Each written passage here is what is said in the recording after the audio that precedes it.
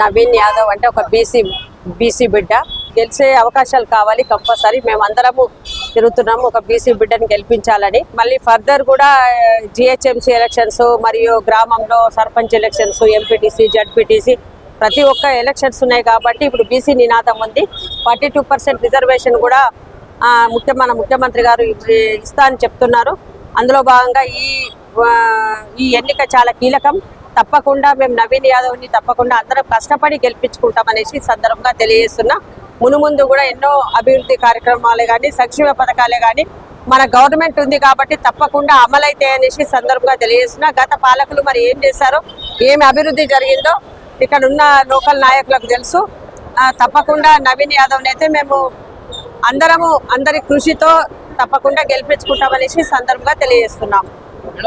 నవీన్ యాదవ్ గారి క్యాండిడేట్ సెలెక్షనే చాలా మంచి సెలెక్షన్ జూబ్లీ హిల్స్లో. ఎందుకంటే అతను ప్రజల్లో ఉంటాడు, ఇంతకుముందు కాంటెస్ట్ చేసి ఉన్నాడు, ప్రజాప్రతినిధిగా చాలా అంటే బడుగు బలహీన వర్గాలకు చాలా హెల్ప్ఫుల్గా ఉన్నారు. వాళ్ళ ఫాదర్ అయినా వీరైనా చాలా హెల్ప్ఫుల్గా ఉన్నారు. ముఖ్యంగా రేవంత్ రెడ్డి గారు సీఎం గారు మంచి ఫోకస్ పెట్టి 100% ఓట్లు పడేట్టుగా ముందుకు పోతా ఉన్నారు. బ్రహ్మాండమైన స్పందన ఉంది. బీజేపీ బీఆర్ఎస్ వాళ్ళు ఏంటంటే ఇష్టం వచ్చినట్టు ప్రచారం చేస్తూ ఉన్నారు. బట్ అదంతా కాదు, అంత ఫోకస్ ఏదో గిట్టని వాళ్ళే సృష్టిస్తూ ఉన్నారు ఏదో ఒకటి. బట్ మీరే చూస్తారు November 14th రిజల్ట్ వచ్చిన తర్వాత